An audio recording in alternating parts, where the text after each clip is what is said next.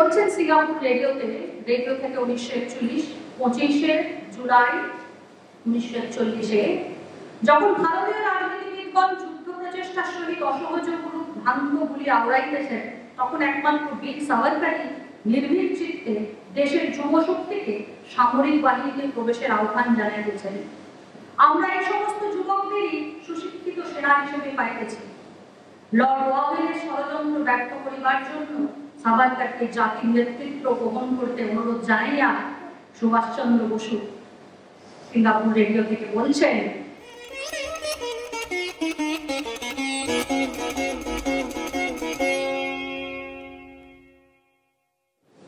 now when we talk about these two narratives come in front of us, two interpretations. The interpretations of his supporters, the interpretations of his critics. And in the history of India, Veer Savarkarji is one of the few personalities who is revered and criticized by equal number of.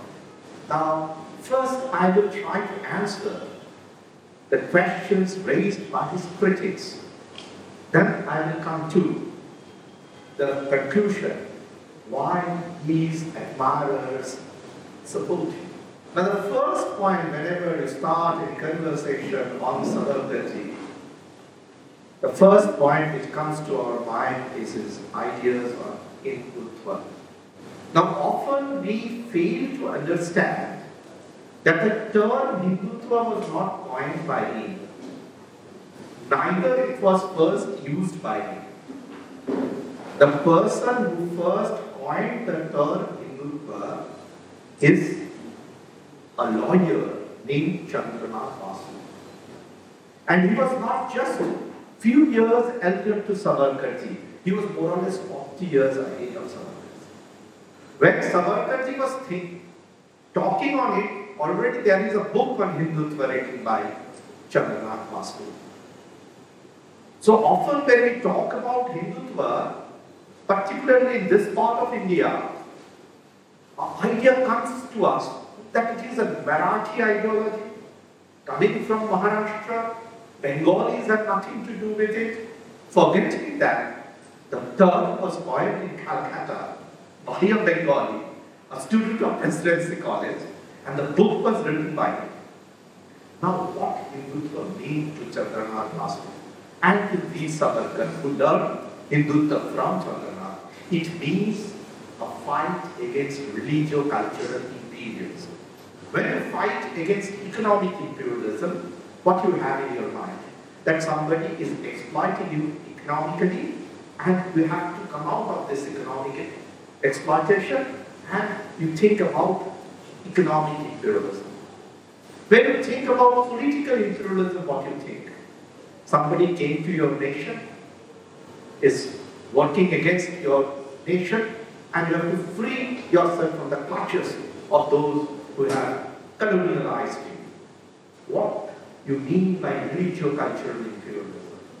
When some religio-cultural, civilizational issues come to your country, and you are taken out from your ancestral beliefs and value system, and you pick up the belief and value system of the conquerors, and you become like them, forgetting your ancestral roots. This is religio-cultural imperialism. Now, entire world is a world of converts or dependents on converts. This descendants of converts or converts themselves. This entire world is packed with such people. So they are least bothered about religio-cultural imperialism. India cannot forget religio-cultural imperialism because we are not a salad ball like USA. We are a melting pot. We are a nation where the heritage comes down to us from time immemorial. We are a nation where our civilization is one of the oldest on the surface of the earth. So Savarkar was concerned that how we can protect, preserve and defend this ancestral heritage. Now the very term Hindu has two different meanings. One, it's a way of life. The other, it is a faith. Now, often people mix up these two as per their advantages. Why it is a way of life? Because people in this subcontinent practice certain attitudes, beliefs and values irrespective of their caste, creed, even religion. If you go to a marriage party in India, whether he is a Hindu or a non-Hindu, there are certain customs which is inbuilt in this nation and they follow it. So, when we talk about Hindu as a way of life, it generally resembles the idea of Brahma Vada Vada, who used to call himself, I am a Hindu Christian. Hindu, I accept the way of life. Christian, I accept the faith and the belief. This very terminology has to be understood that way. When you read the article by Teacher, written by Syed Mustafa Ali, what he writes, Ved Upanishade ঐতিহ্য ছাড়া রবীন্দ্রনাথ বিশ্বকবি হতে পারতেন না. What it means, if there was no Vedas and Upanishads, Rabindranath would have not been the poet he was. Then we say, Sri Ramakrishna ধ্যান ঐশ্বর্য না থাকলে স্বামী বিবেকানন্দ বিশ্বজগৎকে মোহিত করতে পারতেন না. What it means, that if Vivekananda was not being enlightened by Sri Ramakrishna, he would have not been able to galvanize the world by his interpretation on Hinduism. এদেশে যোগ চর্চার ঐতিহ্য না থাকলে শ্রী অরবিন্দ যোগ চর্চায় সর্বোচ্চ স্তরে উঠতে পারতেন না. What it means, that if there was no tradition of yogas in this country, Sri Aurobindo would have not attended the high yogic stages of realization. এদেশে বৈষ্ণব ধর্মের বিশ্বপ্রেম না থাকলে মহাত্মা গান্ধী যুযুৎসু হয়েছে অহিংস পদ্ধতিতে ভারত থেকে বিতাড়িত করতে পারতেন. If there was no tradition of non-violence that is inbuilt in Vaishnavism, Gandhiji would have not been able to think even of driving the Britishers out of this nation in a non-violent manner. So this has been the realization of Syed Mustafa Ali when he writes about the heritage of this country in his article ঐতিহ্য. So we have to be cautious that people, irrespective of caste, creed, religion, when they fell in love with India, they realize that India can be understood when you understand the Vedas and the Upanishads. When you have respect for Go, Gayatri, Ganga, Gita, Guru. When you have respect for Ved, Vedanta, Upanishad, Ramayana, Mahabharata. Irrespective of his caste, creed, religion, when a person falls in love with Mother India, he automatically falls in love with all these different variations of Indian culture embedded in the Vedas. That's why Savarkar rightly says, I quote his words, to popularize Vedic literature to everyone. What it means? It is practically the essence of practical Vedanta as we understand it. That's why when we understand Vedas, it applies with this mind and heart that you realize the divinity within and you understand the universal oneness of this humanity irrespective of its innate diversities. So Savarkar, when he says that Vedic literature has to be popularized, he meant the entire world, because I quote the next point as he says, bring back the best of the world and carry the fragments of India and our culture to every corner of the globe. What we understand, to discover the footprints of India in different parts of the world. When we try to discover the footprints of India in different parts of the world, we practically build the very basis of our soft power diplomacy. When we discover India in Southeast Asia, when we discover India in Far East Asia, when we discover India in Mongolia, and we say Mongolia is our spiritual neighbor, we discover the grand Buddha. We discover the Sanskrit language. We discover the Ramayana and Mahabharata which traveled from India to different parts of Southeast Asia and Far East Asia. So when we discover this hidden spirit of Indian knowledge system, we fall in love with India. That's what Savarkar wanted. That's what Savarkar preached and practiced.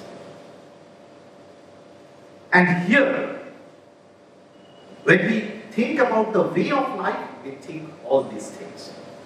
And when we think about Hindu as a faith, a religion, then it comes to those people who practice the Vedic religion as prescribed in the Vedas.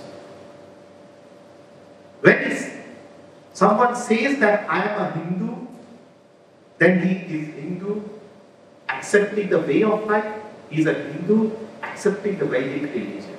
When he says that I am a Hindu Christian, he is a Hindu, accepting the way of life. He is a Christian by faith. When he says Hindu Buddhist, Hindu accepting the way of life, Buddhist accepting the path of Buddha. So in this nation, all our ancestors were Hindus. Either we are Hindus by faith, or we are converts or descendants of Hindu converts. And that's very simple. There is no point disagreeing this fact. Bharat Ratna Pandit Atal Bihari Vajpayee ji told in the Parliament of India that if you just change your faith, you can't change your ancestors. Jinnah was by faith a Muslim, but Jinnah's grandfather was a Hindu. Farooq Abdullah by faith is a Muslim, but his great grandfather was a Hindu. So this has to be understood. We should not reject this, and either there should be a process to ignore this or disregard this. Savarkar just wanted this, that you accept your ancestral faith, you accept your ancestral way of life, you respect your ancestral ways of understanding the spirit of the world. It was not communal. It was a nomenclature thrown to him so that if you dislike somebody, you start teaching others to hate him. This is a part of narrative building. When you dislike somebody, if people read him, people will fall in love with him. So start with a campaign so that people start hating him, so that people will not read him and people will not be able to understand him.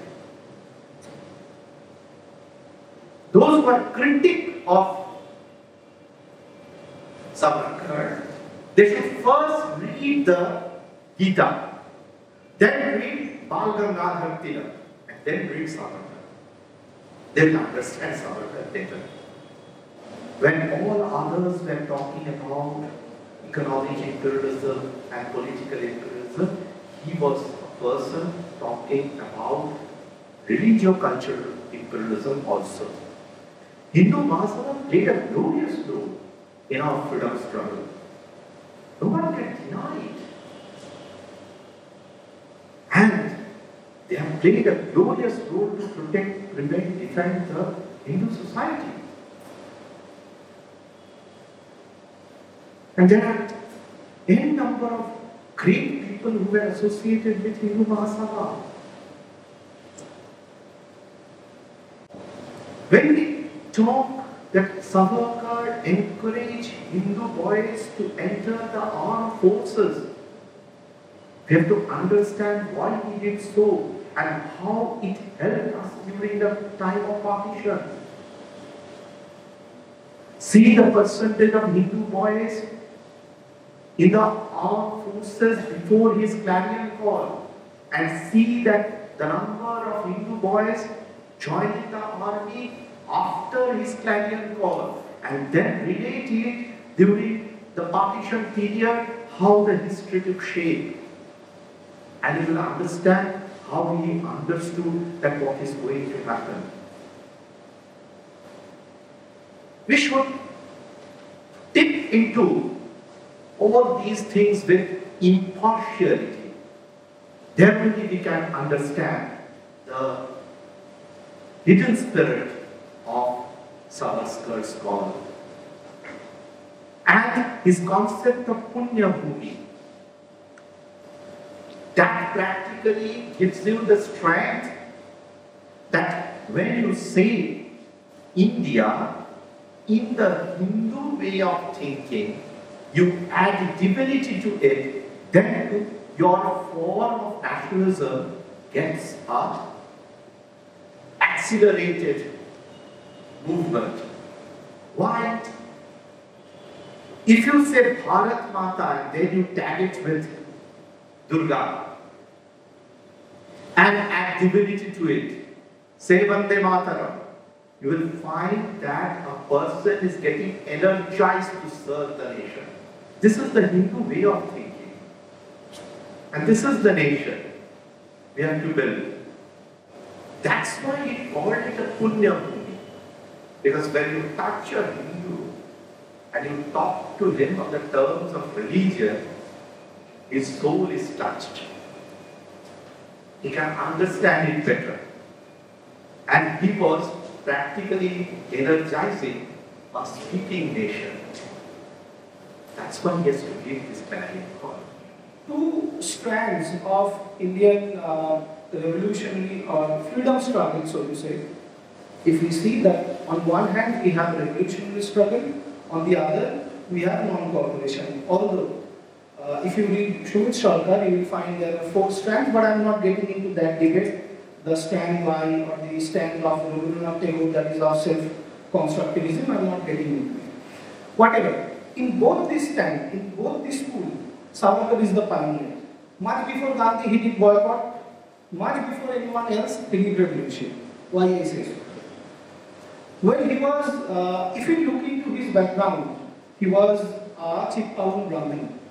And Chitpavan Brahmins are a bit exceptional Brahmins who believe in Shastra and Astra, both.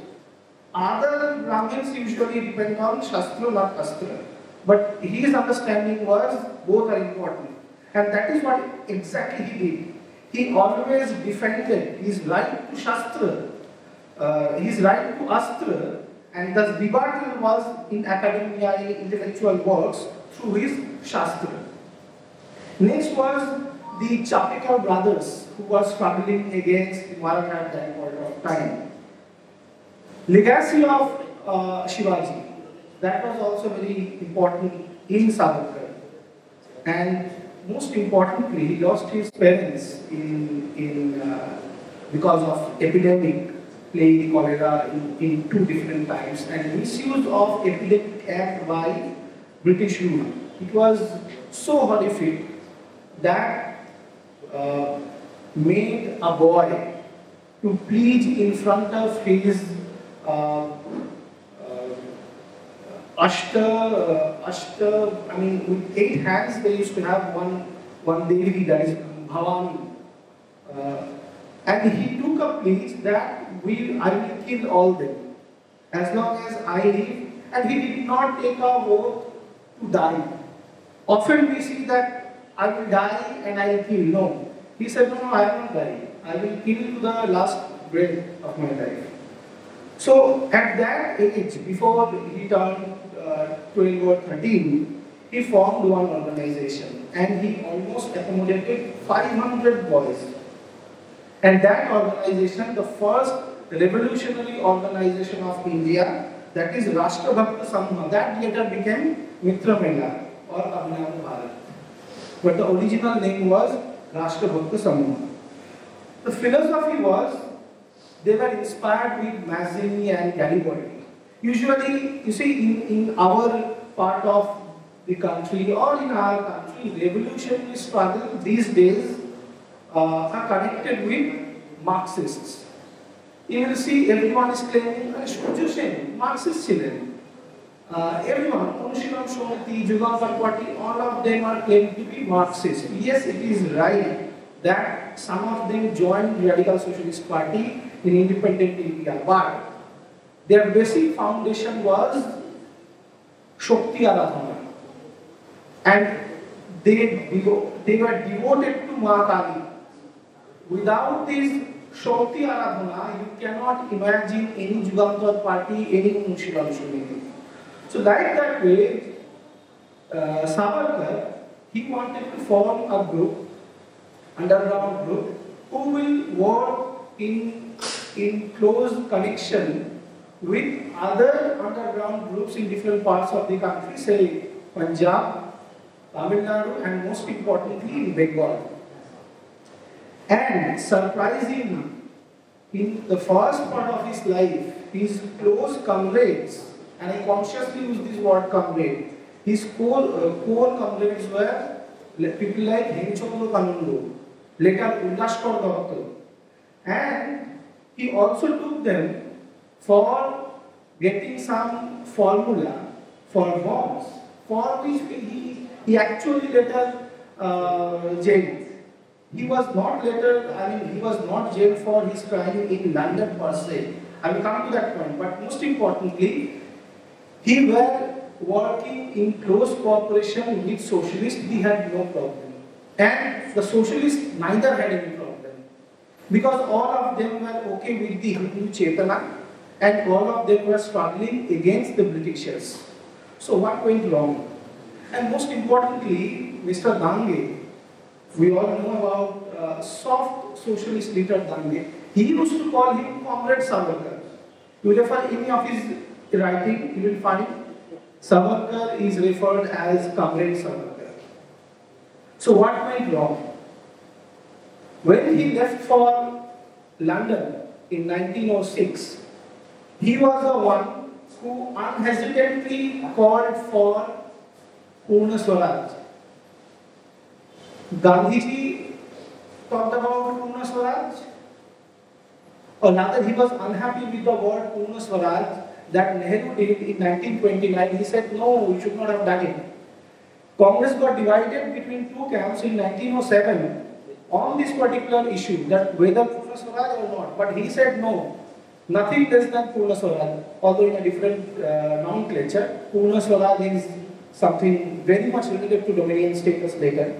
Anyways, when Gandhiji, Nehruji, everyone was not convinced with the idea of full and complete freedom, uncompromising independence, then it was Savarkar who talked about complete independence. Now what happened in London? Why I say that he is an authentic nationalist? And you know why he is tagged as not a nationalist? To denounce his idea of nationalism. The politics is, if I say this man is not nationalist, then his idea of nationalism will be rejected automatically. So that is why he was, when in London, he was closely connected with people like Shyamji Varma, who rather sponsored his study, staying in London, Madame Kama. Every one of them were largely socialist as well as nationalist. But when Madanlal Dhingra was arrested for killing English personals, it was also understood that why something is wrong in India. Prafullo Chaki, Khudiram Bose, and on that part of Maharashtra, one revolutionary, Kanhare. All these strings were attached to two brothers, that is Ganesh Rao Savarkar and another is Damodar Savarkar. So Scotland Yard was ultimately confirmed that this man who is presently in France trying to come back to London is the man behind all these assassinations going on in different presidencies in India. So he is the man to be caught. And the politics was, if you catch him here, he will be penalized under not that stringent clauses. So best to deport him. They deported him on the ground that you are someone who is unlawfully staying in London, but he got some scholarship, he was studying there. How can he be unlawfully staying here? So it was a blatant violation by the British authority of their own laws. So finally, when in Kalapani or when he was in Andaman, this part is most important, that he is tagged. Now one myth is, I hope I have tried to present in front of you, that he was a nationalist and he was actively involved in multiple nationalist movements, revolutionary movements in India as well as in London. Now, when he was jailed, what did he face? What people often say that he was not a nationalist, particularly because he wrote some mercy petition, better to call it petition, and later he received some pensions. Let's look into it, that what did he face? So what did he face? Sir referred that he was in a room, but he was actually in a cell, a 4x8, where he was, not just he, everyone was offered some food twice daily, which is not good enough. Which is not healthy enough. So diarrhea and all these problems were they had to face. And can you imagine? To sound dirty, but it was their reality that you have to be in the same cell and you have to stay there. Can you imagine it?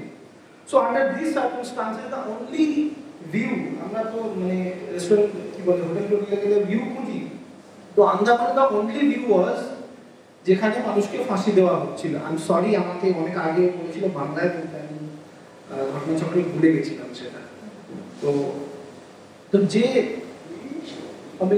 অসুবিধা নেই, তো ভিউটা যেটা ছিল সেটা হচ্ছে একটা ফাঁসি কাঠ এবং সেখানে মানুষকে ঝোলানো আছে, এবং তাদেরকে ফাঁসি দিয়ে যে নামিয়ে বডি কাউকে দিয়ে দেওয়া হলে এমনটা হতো না, ঝুলিয়ে রেখে দেওয়া হলো 2-3 দিন, অসুবিধা কি আছে, সবাই দেখুক। তো এই যে অবস্থাটা, তারপর কলুর মধ্যে ওদেরকে রোজ 30 আউন্স তেল বার করতে হবে, তো এবং they were not offered any clean clothes and everything, so skin rashes, diarrhea, all these things, তাদের শরীর ভেতর থেকে ভেঙে যেত। most of them many of them got insane, এবং সেই কারণে এটা অনেকে হয়তো জানেন যে পোর্ট ব্লেয়ারের ওই যে সেল, ওই যে জেল, তার পাশে একটা অ্যাসাইলাম খোলা হয়েছিল, কারণ অধিকাংশ বন্দী ওখানে পাগল হয়ে গিয়ে তাদেরকে অ্যাসাইলামে ট্রিটমেন্ট করা হতো। ওয়ান এক্সাম্পল ইজ উল্লাস কর দত্ত পাগল হয়ে গেছিলেন। Most of them committed suicide. Even Savarkar লিখছেন তার আত্মজীবনীতে অনেক জায়গায় যে আমি অনেক সময় ভেবেছি যে আমি সুইসাইড করে ফেলবো, আর সম্ভব হচ্ছে না, ওই অত্যাচার। আমরা বলি না যে ভালো লাগছে না, এই লকডাউনে আমরা দেখেছি না যে একটু এই 14 দিন কি করে কাটাবো, এটা তো অন্যায়, আমাদের উপর আনডেমোক্রেটিক শাসন চলছে। 14 দিন নিজের বাড়িতে আপনি আরামে বসে থাকবেন, সেটা আপনার আনডেমোক্রেটিক মনে হচ্ছে। 14 বছর যে লোকগুলো ওখানে থাকতো তাদের কতটা অসহ্য লাগবে জিনিসটা। On this background, they wrote a petition, and there was nothing wrong in people saying that, আরে মার্সি পিটিশন চেয়েছিল, ব্রিটিশের থেকে দয়া ভিক্ষা চেয়েছিল, লেটস ট্রাই টু ডিক্লেয়ার। কে চেয়েছিলেন? সাভারকার একা না, প্রায় 14 থেকে 17টা রেফারেন্স পাওয়া যায় যে এতগুলো মার্সি চাওয়া হয়েছিল। কখনো উনি নিজের জন্য ক্লেম করছেন পিটিশন, কখনো সবার জন্য পিটিশন চাইছেন এবং পিটিশন করছেন, এবং সেখানে বলছেন যে যদি আমাকে না ছাড়তে পারো তাহলে বাকিদেরকে ছেড়ে দাও। মানে আমি যদি বাকিদের বন্দি মুক্তির ক্ষেত্রে প্রতিবন্ধকতা হয়ে দাঁড়াই, তাহলে আমি ততটাই খুশি হব বাকিরা ছাড়া পেলে, ছাড়া পেলে খুশি হব। এবং আরেকজন বন্দী যার কথা অত্যন্ত গুরুত্বপূর্ণ, তিনি তার আত্মজীবনী আমার বন্দি দশা, শচীন্দ্রনাথ সান্যাল, একজন কোর খাওয়া বামপন্থী রেভলিউশনারি। যিনি কি বলছেন, যিনি বলছেন যে আমরা ওনাকে বড় বাবু বলতাম, হিন্দিতে বড়া বাবু বলতে, কিন্তু সরি, কারণ most of them were boys, I would say, between the age of 18 to 21. And he was nearly 28, 9 at that point of time. He was jailed in when he was 27. And you'll be surprised to know that one man was given 2 life imprisonment. It was unimaginable. How can you give a man 2 life imprisonment in one life? What is the logic behind it? তো যাই হোক, উনি 27 বছর বয়সে যখন কালাপানিতে গেলেন, ওনার হিসেব মতন বেরোনোর কথা ছিল 77 বছর বয়সে। এইটা হচ্ছে British democratic western rule of law. তো যাই হোক, ফিরে আসি শচীন্দ্রনাথ সান্যাল। শচীন্দ্রনাথ সান্যাল তার আত্মজীবনীতে কি লিখছেন, যে বড়বাবু আমাদেরকে সবাইকে বলতেন যে পিটিশন দাও, রোজ পিটিশন দাও, যত পারো পিটিশন দাও, যা ইচ্ছে বলো, বেরিয়ে গিয়ে তো যা করবে করবে। শচীন্দ্রনাথ সান্যাল বেরিয়ে গিয়ে কি করলেন, কাপড়িতে যে রেল রুট করা হয়েছিল তার মূল মানুষ ছিলেন শচীন্দ্রনাথ সান্যাল, এবং পিটিশনটা ওনার যে ভাষা হুবহু সাভারকারের পিটিশনের সাথে মেলে। তাহলে কি শচীন্দ্রনাথ সান্যাল ব্রিটিশ টুজ ছিলেন? তো যদি ব্রিটিশ টুজ হওয়ার অপরাধে কোট সাভারকারকে আমরা দাগিয়ে দিতে পারি, তাহলে শচীন্দ্রনাথ সান্যাল কেন দাগিয়ে দেওয়া হবে না? দ্বিতীয় প্রশ্ন হচ্ছে, পিটিশন লিখলেই কি সে ব্রিটিশ টুজ হয়ে যায়?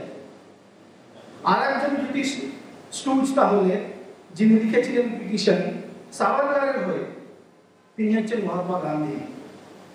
নারায়ণ সাভারকার, সাভারকারের ছোট ভাই, তিনি গিয়ে গান্ধীকে অ্যাপ্রোচ করেছিলেন, গান্ধীজি রাজি হয়েছিলেন এবং বলেছিলেন যে আরে তোমার দাদা নিশ্চয়ই এমন কিছু পিটিশন লিখছে যাতে ঠিক ওদের মন বলছে না, আমি আরো কিছু দিয়ে লিখব। উনি লিখলেন যে আমার মক্কেল কনস্টিটিউশনাল রিফর্মে রাজি হয়েছে, নো কমিউনিকেশন বিটুইন দেম। লেখার জন্য লিখেছেন, কিন্তু বাস্তবের রাজনীতিতে আমরা সবাই জানি কনস্টিটিউশনাল রিফর্মে রাজি হয়েছেন, ওনাকে মূল স্রোতে ফিরতে দেওয়া হোক, আমি ব্রিটিশ আরো অনেক কিছু করে লেখা ব্রিটিশদেরকে জানাচ্ছি যে ওনাকে ছেড়ে দেওয়া হোক। ব্রিটিশার লিখে যদি কেউ ব্রিটিশের স্টুজ হয়ে যায়, তাহলে তো এন্ড অফ লজিক। কিন্তু শুধু কি ব্রিটিশারের জন্যই ওনাকে ছাড়া হলো? This is very important.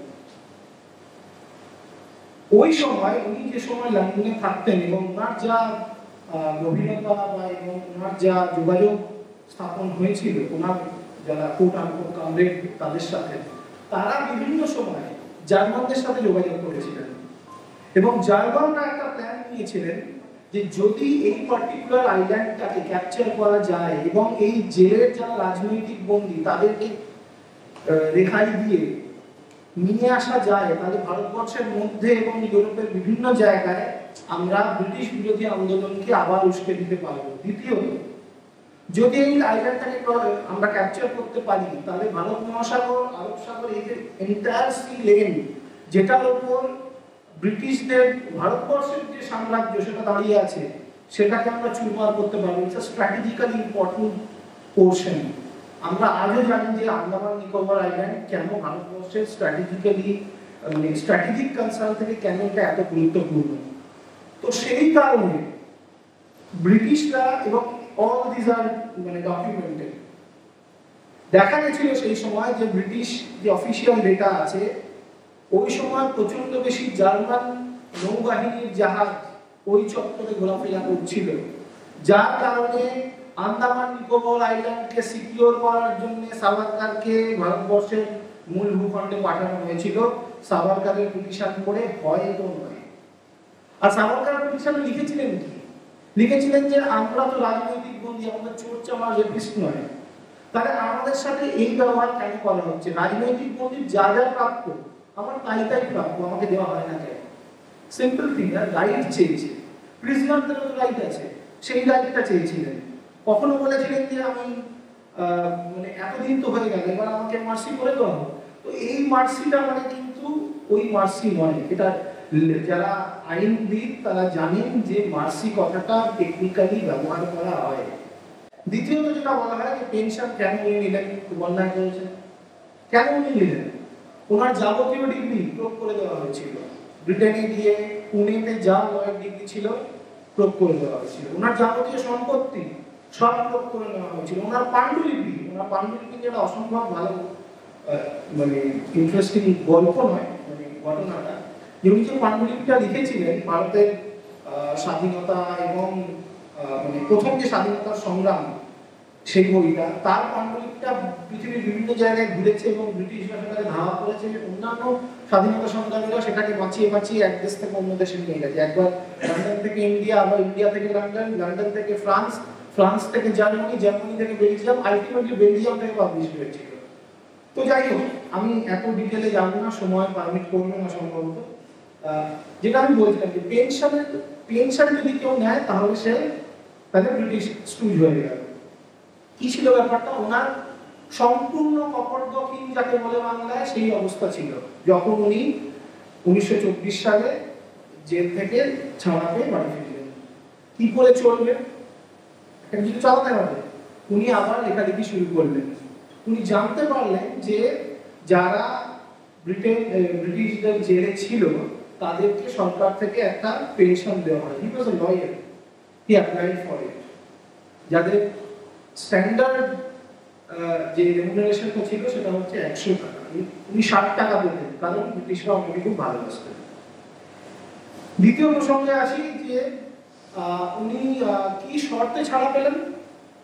যে উনি ওই যে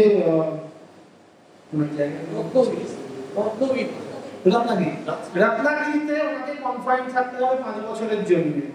যে পারমিশনটা উনি পেলেন ফাইনালি, 5 বছরটা 3 বছর এক্সটেন্ডেড হলো, আবার 2 বছর এক্সটেন্ডেড হলো, হতে 13 বছর বাদে উনি পারমিশন পেলেন যে উনি পলিটিক্যাল অ্যাক্টিভিটি করতে পারবেন এবং রত্নাগিরির বাইরে বেরোতে পারবেন। কিন্তু সাভারকর যদি এত ভালো মানুষই হতেন তাহলেই তো উনি শুনতেন।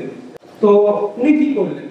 উনি ব্রিটিশদের স্টুড ছিলেন, কাজে উনি ব্রিটিশদের কথা শুনলেন, রত্নাগিরির বাইরে বেরোলেন না এবং পলিটিক্যাল কাজে উনি করলেন না। কিন্তু আরেকটা মাথা ব্যথা তৈরি করলেন, উনি সোশ্যাল রিফর্মের কাজ শুরু করলেন।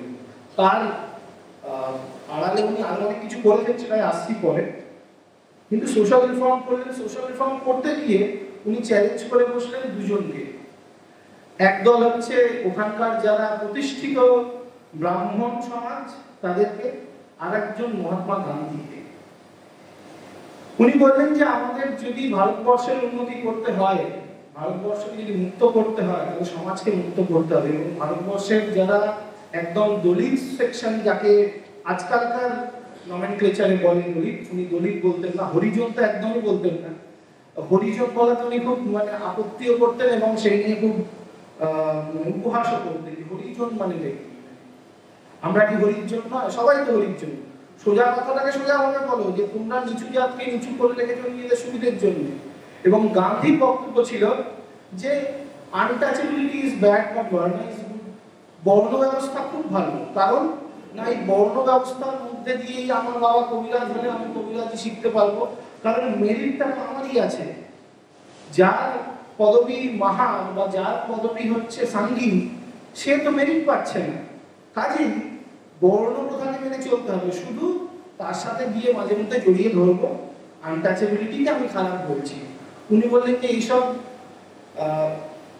ভদ্রভাবে বললে দ্বিচারিতার কোনো জায়গা নেই। যদি তুমি আনটাচেবিলিটিকে সরাতে চাও তাহলে তোমাকে বর্ণাশ্রমকে গুঁড়িয়ে ফেলতে হবে। এবং এই জায়গায় উনি আম্বেদকরের সাথে সহমত হলেন। যদিও আম্বেদকরের সাথে ওনার কমিউনিকেশন হওয়া সত্ত্বেও আম্বেদকর কখনো ওনার সাথে কোনো পলিটিক্যাল স্টেজ শেয়ার করেননি। কখনো কখনো আম্বেদকর ওনার থেকে অনেক বেশি ক্রিটিক কিছু বিষয় নিয়ে, সেটাই আসছি আমি পরে। তো এরকম সময় সাভারকার যখন রত্নাগিরিতে কনফাইন, সেই 13 বছর উনি 7টা বিষয়ের কথা বললেন যেটা ভারতবর্ষের বা ওইখানকার মানে মারাঠার যে সমাজ ব্যবস্থা তাকে পিছিয়ে দিচ্ছে বা পিছন দিকে টেনে রেখেছে। প্রথম হচ্ছে বেদোক্তবাদী। বেদোক্তবাদী মানে স্যার যেটা বলছিলেন যে বেদকে ডেমোক্রেটাইজ করতে হবে, বেদ কারোর একার সম্পত্তি নয়। পেরিয়ারের মতো উনি করতেই পারতেন যে যারা ব্রাহ্মণ তারা বদমাইশ তাদের পৈতে আমি কেটে দেবো, এবং Periyar did many other things that I don't want to get into, demolishing their temple, urinating on their shivlinga. These are hard truth, that is what they did. কিন্তু উনি বললেন যে বেদের জ্ঞান মহান জ্ঞান, এটাকে ডেমোক্রেটাইজ করা দরকার, এটাকে কনফাইন করলে হবে না এবং বেদকে ফেটে দিলেও হবে না, বেদকেও রাখতে হবে, বর্ণ ব্যবস্থাকেও ভাঙতে হবে। তাহলে নেক্সট কি? স্পর্শবন্দী, আনটাচেবিলিটিকে সরাতে হবে। তৃতীয় সমুদ্রবন্দী, এই যে আমরা বলি না যে ওই কালা পানি পেরিয়ে যে জাত চলে গেছে, এইসব ঠুনকো জাত ব্যবস্থাকে আগে উপড়ে ফেলতে হবে। এবং ব্রিটেনে যাও, ব্রিটেনের পলিটিক্স বোঝো, ওখানকার আচার আচরণ বোঝো, লেখাপড়া করো, this is very important. Fourth is শুদ্ধিবন্দী। শুদ্ধিবন্দীটা হচ্ছে যে হিন্দুদের মধ্যে থেকেই শুদ্ধি নিয়ে একটা রেজিস্ট্যান্স তৈরি হয়েছিল, কারণ এক সময় কনভার্ট করাটা খুব সহজ হয়ে পড়েছিল। আমি কাউকে বললাম যে এই এর মধ্যে বিফ ছিল, তুই খেয়ে নিবি, তো জাত চলে গেছে। আপনার এক জেনারেশন দুঃখে মানে জীবন কাটালো, তারপরের জেনারেশন থেকে তারা মুসলিম হয়ে গেল। Savarkar had no problem if you are converted based on your consent, you are free to do it, কিন্তু তোমাকে যদি ফোর্সের মাধ্যমে কনভার্ট করা হয়, উনি নিজেও জেলে যখন ছিলেন লোককে মুখে তুলসী পাতা দিয়ে বলতেন জাত ফিরে এসছে। হি নিউ দ্য ট্রুথ যে জাত এভাবে যায় না, আসেও না, কিন্তু হিন্দুদের মধ্যে একটা রেজিস্ট্যান্স তৈরি হয়েছিল যে না না এই জাত একবার চলে গেছিল আর কি করে ফেরত পাওয়া যায় নাকি। তো উনি বললেন যে না এসব চলবে না, শুদ্ধিকে মেনে নিতে হবে। আর্য সমাজের সাথে ওই জন্য ওনার আর্য সমাজীদের মধ্যে ওনার একটা সম্মান খুব এই কারণে বেড়েছিল যে দুজনেই শুদ্ধির পক্ষে ছিলেন বা গর্বাস। নেক্সট ইজ রোটিবন্দী। রোটিবন্দী ইজ কমিউনালিটি। আর নিচু জাত আমি ওর সাথে খাবো না, এবং এই নিচু জাতের ধারণাটা শুধু যে ব্রাহ্মণদের সাথে শূদ্রদের বা অন্য জাতের তা নয়, সমস্ত বর্ণের মধ্যে কিছু অনেকগুলো জাত থাকে যার মধ্যে যারা উঁচুতে এবং নিচুতে, যেমন মাহারা মহারাষ্ট্রে নিচুদের মধ্যে উঁচু। উনি বলেছেন যে এসব একদম চলবে না, if you are Hindu there the story ends. ঠিক আছে, ব্রাহ্মণ ক্ষত্রিয় মাহার সাংঘি কাঠিয়াবাড়ি আরো যা যা আছে এগুলো কিছু ম্যাটার করে না। Last but not the least is বেটিবন্দী। ইন্টার কাস্ট ম্যারেজ করো, 4টে জেনারেশনে সব কাস্টিজম উঠে যাবে। কিন্তু এই কাস্টিজমকে কে সাপোর্ট করলেন? একমাত্র Ambedkar. Ambedkar is not someone to be academically untouched, but Savarkar is. সাভারকারকে পড়া যাবে না, সাভারকারকে পড়লে কমিউনাল হয়ে যাবে, আম্বেদকরকে পড়তে হবে। যদিও আম্বেদকরের Pakistan are the partition of India যদি কেউ সত্যি সত্যি পড়েন বুঝবেন যে আম্বেদকরের মতো এত harshest critic of Islam in India হয়তো ভারতবর্ষে আর কেউ ছিলেন না। ঠিক আছে, আমি আম্বেদকরকে কোট করছি না, তারপর জিনিসটা আরো দীর্ঘায়িত হবে, কিন্তু এটাও আমাদের মাথায় রাখতে হবে যে সাভারকার কিন্তু সেই সময় এতটা আনটাচেবল ছিলেন না। কংগ্রেসের মধ্যে, কংগ্রেসের বাইরে, সোশ্যালিস্টদের মধ্যে, সোশ্যালিস্টদের বাইরে সর্বত্র ওনার বিরুদ্ধ ছিলেন, যার মধ্যে একজন ছিলেন রাজা গোপালাচারী। রাজা গোপালাচারী ওনার একটা বায়োগ্রাফিও লিখেছিলেন, যদি নিজের নামে লেখেননি। আম্বেদকরের সাথে ওনার সখ্যতা ছিল, শ্যামাপ্রসাদ মুখোপাধ্যায়ের সাথে ওনার সখ্যতা ছিল, রাসবিহারী বসুর সাথে সখ্যতা ছিল, সুভাষ বোস নিজে ওনার সাথে দেখা করে নিজের further course of action decide করেছিলেন। কিন্তু তাদের কি গন্ডগোল হলো যে ওনাকে কামিনাল বলা হয়। উনি 1923 সালে জেলে বসে একটা বই লিখলেন। তার কনটেক্সট কি ছিল? যখন উনি রত্নাগিরিতে ফিরে এসেছেন, কনটেক্সটটা ছিল যে খিলাফত মুভমেন্ট। এবং খিলাফত মুভমেন্ট আমরা জানি সবাই যে গান্ধীজি চেষ্টা করেছিলেন দুটো সমাজকে মেলাতে, কিন্তু গান্ধীজিকে পুরো দোষটা দেওয়ার আগে একটা বার আমি আপনাদের সবাইকে বলবো, শেখর বন্দ্যোপাধ্যায়ের একটা বই আছে ফ্রম পলাসি টু পার্টিশন। এই বইটা দয়া করে পড়ুন।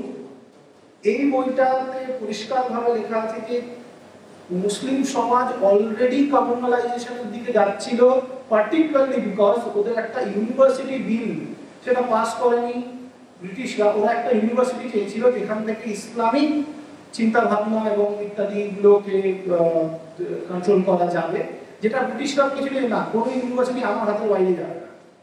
তো এই মূল বিষয়কে কেন্দ্র করে খিলাফত মুভমেন্টের কনটেক্সট তৈরি হয়, একটা মানে কমিউনালাইজেশন যাকে বলে ইংরেজিতে, সেরকম একটা পরিস্থিতি তৈরি হয় এবং যেটা কন্টিনিউয়েশন হচ্ছে খিলাফত মুভমেন্ট। খিলাফত মুভমেন্ট কিন্তু ওয়ান ফাইন মর্নিং গান্ধীজি দুজনকে মেলাতে চাননি। The Islamic society in India, again, আমি আমার কথা বলছি না, reference to Shekhar Gangotpaধ্যায়, who is not a historian on the fold of Tarachand or others. He is on that side, so to say. তো ওনার বইতে পরিষ্কারভাবে বলা আছে যে কিভাবে একটা র্যাডিকালাইজেশন ইন মুসলিম সোসাইটি হচ্ছিল, যেটার পরবর্তীতে মোহাম্মদ আলী এসে জিনিসটাকে আরো র্যাডিকালাইজ করে তারপর গান্ধীজির সাথে একটা প্যাক্ট পায়। কিন্তু মোটা কথাটা যেটা হচ্ছে যে খিলাফত মুভমেন্ট হলো এবং খিলাফত মুভমেন্টের সব থেকে বড় মূল্য কাদেরকে চোকাতে হলো, মফলা রায়ত আমরা সবাই জানি, এবং স্বামী শ্রদ্ধানন্দ যিনি নিজের খিলাফত আন্দোলনে পার্ট নিয়েছিলেন। স্বামী শ্রদ্ধানন্দ যাকে মেরে ফেলা হয়েছিল একটা বিশেষ বই লেখার জন্য, সেই ব্যক্তি নিজে খিলাফত আন্দোলনের পার্ট ছিলেন। তো যাই হোক, এই সময় we were the Hindu society were in search for an intellectual rebuttal to this theory of Hindu-Muslim unity and Islamization of politics or religion into politics. So it was this idea of Hindutva, the theory of Hindutva was nothing but an academic and intellectual rebuttal by Savarkar. And what he said, I am a Hindu unless you are Muslim. Otherwise, I am born to be a Vishwa Manav. I am not someone to be confined within these idea or nomenclature of Hindu, Muslim, Isai, whatever. I am supposed to be a Vishwa Manav. So, then the question is, who is a Hindu? How do you conceptualize who is a Hindu? And this is not a communal concept. He talked about a spiritual, a national and the cultural notion of Hindu. His understanding is whoever residing in India is a Hindu. Because when we say Hindu rate of growth, that is not about Hindu with the believers, right? That is all about India's rate of growth. এই কথাটা একসময় প্রচন্ড চালু ছিল ভারতবর্ষকে নিচু করে দেখানোর জন্য। At that point of time it was not communal. But when you say Hindutva, that is communal. So one who is in this land from Sindhu, on that side to Sindhu. Sindhu, Sindhu Pariyanta, Yashta Bharata Bhumika, Pitribhu Punya Bhumischa, Savai, Hindu Riti Smrita. অর্থাৎ আচ্ছা এখানে একটা সমস্যা যেটা আসে যে ওরা মানে অনেকে বলেন এটা যারা সমালোচক সাভারকারের, যে উনি এখানে পিতৃভূমির কথা বলছেন কারণ সে সময় জার্মানিতে যাদের বাবা মা মারা গেছেন, যাদের বাবা এবং মা দুজনেই মারা গেছেন, পিতৃপক্ষে তো আমরা মাকেও জল দিই এবং মায়ের দিকে সবাইকে জল দিই তো তখন কি মা বাবা হয়ে যাবে? হয়ে যাবে না তো। আমরা পূর্বপুরুষকে পিতৃ বলে রেফার করি, and that is why this land of ancestors and Punya Bhu is not holy land. দেখো মানে যেরকম ওয়েস্টার্ন একটা কনসেপ্ট আছে যে হোলি ল্যান্ড মানে পুণ্য ভূ, land itself is holy, so auspicious land. তো সেই জায়গা থেকে উনি জিনিসটাকে কনস্ট্রাক্ট করেছিলেন এবং উনি যদি এটা কালচারাল হিন্দু এবং ন্যাশনালিস্টিক হিন্দু হওয়াটা কমিউনাল হওয়া হয়, তাহলে রবীন্দ্রনাথ ঠাকুর যিনি তার ভারতবর্ষীয় সমাজ, আত্মশক্তি, আত্মপরিচয়, কালান্তর, এখানে বিভিন্ন জায়গায় বারবার এক কথা বলেছেন, হিন্দু হিন্দু, হিন্দু মুসলমান, হিন্দু খ্রিস্টান, মানে তুমি যদি এই ভারতের সন্তান হও তাহলে তুমি Hindu by culture, by nationality, তো সেই হিন্দুত্বের কথা উনি বলেছেন। ক্রিটিকরা যখন তুলে ধরে যে Hinduism is not Hindutva, they are absolutely right. Hinduism is not Hindutva. উনি বলছেন যে তোমরা ধর্মের ভেতরে কি করবে সেটা তোমাদের ব্যাপার, কিন্তু ধর্মটাকে প্রোটেক্ট করার জন্য যে পলিটিক্যাল ওরিয়েন্টেশনটা দরকার সেইটা হবে হিন্দুত্ব। হিন্দু ধর্মকে একটা বর্ণ তৈরি করা হবে হিন্দুত্বের মাধ্যমে। তো if this Hindu or Hindutva idea of Savarkar is communal, then I'm sorry, Tagore is also communal. Thank you. এই পর্যন্ত স্বাধীন ভারতবর্ষের ইতিহাস রচনায় বলুন তো সাভারকার সম্বন্ধে নিরপেক্ষ মূল্যায়ন এবং মূল্যায়নের ভিত্তি যদি প্রাথমিক তথ্য হয়, অর্থাৎ প্রাইমারি সোর্সেস, আমরা গবেষণার ভাষায় বলি প্রাইমারি সোর্সেস, হয়েছে কি হলে কতটুকু হয়েছে, আর না হলে কেনই বা হয়নি। একজন গবেষক হিসেবে হিন্দু জাতীয়তাবাদ নিয়ে, হিন্দু জাতীয়তাবাদের ভূমিকা পরাধীন ভারতবর্ষে পড়াশোনা করতে গিয়ে প্রথম চিন্তা এলো হিন্দু জাতীয়তাবাদের ভূমিকা। ইতিহাস রচনার ক্ষেত্রে 1947 সালের পরবর্তী সময় থেকে আমি বলছি আজ পর্যন্ত মূল্যায়ন হয়েছে কিভাবে হয়েছে? তাকে পক্ষপাতদুষ্ট একজন গবেষক হিসেবে বলবো, যা কিছু তথ্য অনুসন্ধান করতে শুরু করেছিলাম আজ থেকে 25 বছর আগে, তার ভিত্তিতে আমি বলবো অবশ্যই পক্ষপাতদুষ্ট। এবং সেই গবেষণা অনুসন্ধান করতে করতে নিরপেক্ষ তথ্যের সন্ধানে সমগ্র দেশব্যাপী যত আর্কাইভ এবং তথ্যানুসন্ধানের যে সমস্ত জায়গা, মূলত আর্কাইভ এছাড়া আরো অনেক অজানা জায়গা আছে, সে সমস্ত জায়গায় থেকে তথ্য অনুসন্ধানের ভিত্তিতে আমি একটি রচনার গ্রন্থনা এবং সংকলনা করেছি, যা আলোকিত করছে হিন্দু জাতীয়তাবাদ তথা হিন্দু মহাসভা ভারতবর্ষের স্বাধীনতার ক্ষেত্রে পরাধীন ভারতবর্ষ এবং তার পরবর্তী সময়ে কিছুকালের স্বাধীন ভারতবর্ষে কি ভূমিকা গ্রহণ করেছিল নিরপেক্ষ তথ্যভিত্তিক সমালোচনা এবং অনুসন্ধান। আমার মনে হয় স্বাধীন ভারতে ওই ইতিহাসের গবেষক হিসেবে এখনো এই নিরপেক্ষ তথ্য অনুসন্ধানের বড্ড প্রয়োজন আছে।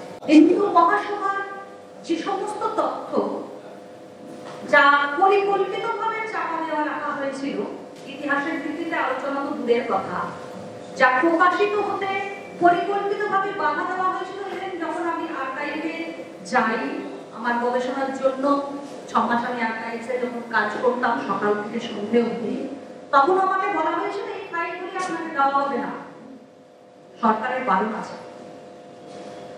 তখন ছিলেন আমাদের সেই আমি গবেষণা অবশ্যই করেছি বৈপ্লবিক মার্ক্সবাদী শাসনের আমলে, এবং আমার থিসিসও পাস হয়েছে সেই সময়। কিন্তু এই প্রশ্নগুলোর জন্য আমি অনেক জায়গাতেই অনেক তথ্য অনুসন্ধান করতে গিয়েও হাতে পাইনি হিন্দু মহাসভার ফাইল, এবং যেটুকু পেয়েছি তার ভিত্তিতে আমি দেখেছি আজ পর্যন্ত প্রায় 15 বছরের শিক্ষকতার জীবনে, অধ্যাপনার জীবনে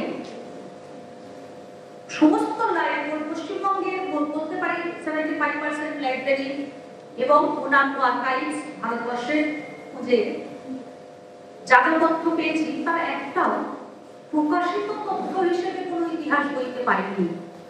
বড় দুঃখের সাথে আজকে এখানে স্বীকার করছি। গবেষণা করতে করতে দেখলাম একটি তথ্য আমার ছেলেমেয়েরা পরবর্তী প্রজন্মের সামনে তুলে ধরা হয়নি। এই পরিকল্পিত চক্রান্ত জাতীয়তাবাদের ইতিহাস এবং জাতীয়তাবাদের নেতা বিনয় দামোদর সাভারকরের ক্ষেত্রেও সত্য। শুধু জাতীয়তাবাদী ইতিহাস নয়, জাতীয়তাবাদী ইতিহাসের যারা মূল নায়ক সেইটা আশুতোষ লাহিড়ী, কত নাম বলবো, তাহলে তো আরেকটা সেমিনারে 2 ঘন্টা লাগবে। হিন্দুবাণী পত্রিকা, কিশোরী পত্রিকা, হিন্দুস্তান পত্রিকা, অরণি পত্রিকা, সমস্ত পত্রিকার কোনো প্রকাশ কোথাও আজ পর্যন্ত দেখিনি যেগুলো অনেক কষ্ট করে, অনেক ভেবেচিন্তে, অনেক পরিকল্পিত পদ্ধতি কিছু জায়গায় অনুসরণ করতে হয়েছে, বা আমি কিছু হাতে দিয়েছি। সেই সব ক্ষেত্রে সেই সবগুলি গবেষণার ভিত্তিতে আমি সামান্য একটি সংকলন করেছি। আপনাদের পেছনে বসার জায়গার পেছনে আমি বই দিয়ে রেখেছি, যদি কিছু জানতে পারেন। এবং ব্যক্তিগত সংগ্রহ, জাতীয়তাবাদী নেতাদের যারা আছেন তাদের বাড়ি থেকে, আশুতোষ লাহিড়ীর মতন জননায়কের বাড়ি থেকে আমাকে সাহায্য করেছেন। এই বিষয়ে সাহায্য করেছেন বঙ্গীয় প্রাদেশিক হিন্দু মহাসভা। আমি ব্র্যাকেটের মধ্যে বলছি অরিজিনাল, কোটান কোট, বিকজ এখন অরিজিনাল আর আর্টিফিশিয়ালের মধ্যে কনফিউশন করবেন না, একটা অনুরোধ।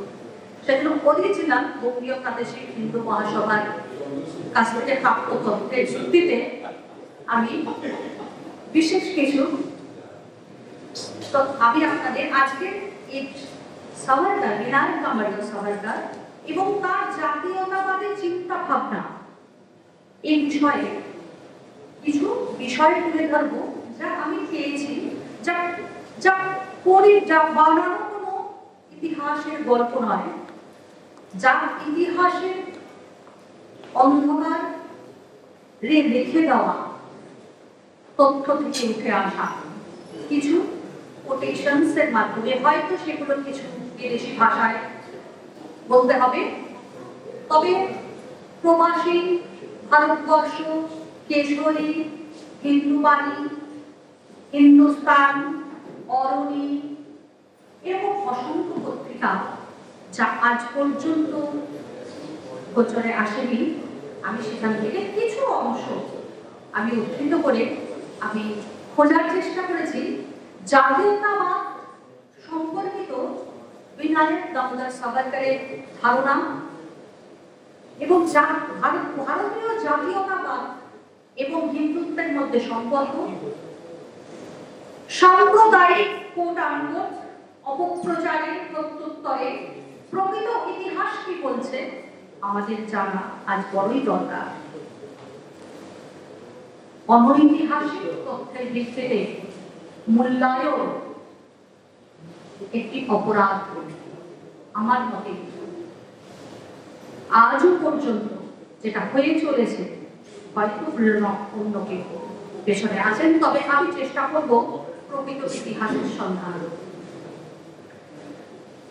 বিনায়ক দামোদর সাভারকর সম্বন্ধে আমরা যখন বলবো, তাহলে সঙ্গে সঙ্গে আপনারা যারা সাধারণ, যারা গবেষক নন, হয়তো এই বিষয়েও নন, তারা সবাই কিছু নাম জানেন, কিন্তু সেভাবে জানেন না জাতীয়তাবাদী ধ্যান ধারণার ক্ষেত্রে চাপেকার ভ্রাতৃদ্বয়, এই নামটা আমরা শুনেছি ভারতের স্বাধীনতার ইতিহাসের ক্ষেত্রে। চাপেকার ভ্রাতৃদ্বয় যে আত্মত্যাগ, যে দিন চাপেকার ভ্রাতৃদ্বয় উপনিবেশিক হিংসার শিকার হয়ে, আমি হিংসা কথাটাই ব্যবহার করছি, বর্তমানে পরিপ্রেক্ষিতে খুবই প্রচলিত, হিংসার শিকার হলেন, ঠিক সেই দিন সেই ঘটনা, সেই সংবাদ পৌঁছানো মাত্র সাভারকর নত জানু হয়ে দেবী দুর্গার সামনে বসে প্রতিজ্ঞা করলেন চাপেকার ভ্রাতৃদ্বয়ের যে জীবনের যে লক্ষ্য, তাদের যে আত্মত্যাগের লক্ষ্য, সেটা তিনি পূরণ করবেন। এই প্রতিজ্ঞা, এই দৃঢ় আত্মপ্রত্যয় থেকে ভারতবর্ষের ইতিহাসের ক্ষেত্রে, সশস্ত্র সংগ্রামের ইতিহাসের ক্ষেত্রে একটা নতুন অধ্যায়ের সৃষ্টি হল। এজন্যই আমি চাপেকার ভ্রাতৃদ্বয়ের সময় থেকে বলছি। তবে আর কিছু নাম, যেমন শিবাজি, রানাডে, এই নামগুলি এই বিষয়ের সাথে অত্যন্ত সম্পৃক্ত। ন্যাশনালিজম বা জাতীয়তাবাদ, ভারতীয় জাতীয়তাবাদ, যার অপব্যাখ্যা হয়ে আসছে, হিন্দুত্ব যার অপব্যাখ্যা হয়ে আসছে, যেখানে ভারতীয় জাতীয়তাবাদ এবং হিন্দুত্ব দুই ধারা কিন্তু একই স্রোতে মিশেছে। তাহলে এই নামগুলির সাথে তুলনামূলক আলোচনার ক্ষেত্রে সাভারকারের জাতীয়তাবাদ আজও 2024 সালেও কতখানি প্রাসঙ্গিক এই বিষয়টা আমাদের ভেবে দেখতে হবে। আচ্ছা, বিনায়ক দামোদর সাভারকার তাকে আমরা রাজনীতিবিদ হিসেবে জানি, কিন্তু আমরা আরেকটা দিক হয়তো একটু কম জানি, সেটা হলো তার সাহিত্যিক প্রতিভা। তিনি কতগুলি ভাষায় পারদর্শী ছিলেন এবং তার অসাধারণ সাহিত্যিক প্রতিভা, কিন্তু তার মধ্যেও জাতীয়তাবাদের ধারা, সাহিত্যের সাথে জাতীয়তাবাদকে মিশিয়েছিলেন বীর বিনায়ক দামোদর সাভারকার। রাজনৈতিক, সংকীর্ণ রাজনৈতিক উদ্দেশ্য নয়, হানাহানি নয়, হিংসার রাজনীতি নয়, সাহিত্য। তিনি কি বলেছিলেন দু একটি লাইনের মাধ্যমে আপনারা বুঝতে পারবেন। তিনি লিখছেন, ও আরিয়ান ব্রাদার্স অ্যারাইজ। তিনি আবার লিখছেন আরেকটু তার সাহিত্যে, for the uplift of Aryan race and Aryan hand, better to keep it under one unit brand. At another place, he observes, follow the laws of nature. Little drops of water make the pond. Organize all Hindus and unify them. এটা তার সাহিত্য সৃষ্টির মধ্যেকার অংশ আমি তুলেছি। তিনি বারবার বলছেন বি ইউনাইটেড। তিনি সাহিত্যের রচনার মধ্যে বারবার বলছেন আরিয়া আর Hindu and one unit, they are one unit. 1902 সাল আরেকটি নাম শিবরাম পান্ত পারাঞ্জাবি, মারাঠি নেতা, আমরা জানি সবাই সাভারকারের পরিচিত। তো মারাঠি নেতা শিবরাম পান্ত পারাঞ্জাবে তার সংস্পর্শে তিনি এসেছিলেন এবং তার স্বদেশিকতায়, স্বদেশ চেতনায় তিনি উদ্বুদ্ধ হয়েছিলেন। তবে সমসাময়িক তথ্য থেকে দেখা যাচ্ছে, আমি সেই তথ্যের মধ্যে যাচ্ছি না, এখন তথ্য বলা মুশকিল। দেখেন, সাভারকারের যে চিন্তা ভাবনা সেটা কিন্তু অনেক বেশি গভীরে প্রকৃত ছিল। জাতীয়তাবাদ এবং স্বদেশিকতার সম্পর্কিত চিন্তা ভাবনা অনেক বেশি গভীর প্রকৃত এবং unbending and powerful in comparison with পারাঞ্জাবিস প্যাট্রিয়টিজম। অর্থাৎ পারাঞ্জাবের থেকে তুলনামূলকভাবে যদি আলোচনা করি, তাহলে সেক্ষেত্রে বিনায়ক দামোদর সাভারকারের স্বদেশিকতা বা জাতীয়তাবোধ অনেক বেশি ডিপ রুটেড। আর একটা বিষয়, ছোট্ট ঘটনা, কিন্তু তার আমি বলবো তার তাৎপর্য মারাত্মক। কুইন ভিক্টোরিয়া যখন মারা গেলেন, তার আমাদের দেশ তো শোকস্তব্ধ হয়ে পড়ল, রানী মারা গেছেন। ঠিক আছে, আমরা তো দাসত্ব পছন্দ করি চিরকালই, দাসত্বটা আমাদের খুব ভালোবাসি আমরা। সুতরাং কুইন ভিক্টোরিয়া সম্পর্কিত যে উৎসব, মানে যে শোকের উৎসব হতে লাগলো চারিদিকে, শোকস্তব্ধ ভারতবাসী, তো সেক্ষেত্রে সাভারকার প্রশ্ন করলেন, king or queen? The question is whose king is he? England's queen or king is the queen or king of our enemies? It will be the Bible of slavery. অর্থাৎ স্বদেশ চেতনা, জাতীয়তাবোধের যে স্পিরিট, আমি বলবো nationalistic spirit, which it expresses through these utterances, through this comment by Savarkar. In colonial India, আমাদের ইতিহাসকে বিচার করতে গেলে মাথায় রাখতে হবে আজকের গণতান্ত্রিক ভারতবর্ষ নয়। বর্তমানে সর্বধর্ম সর্বমত নিয়ে যে ভারতবর্ষের গণতন্ত্রের গর্ব আমরা করি, তখন সেই ভারতবর্ষ ছিল না। বিদেশি শাসকের খড়গের সামনে সাভারকার এই কথা বলেছিলেন প্রকাশ্যে।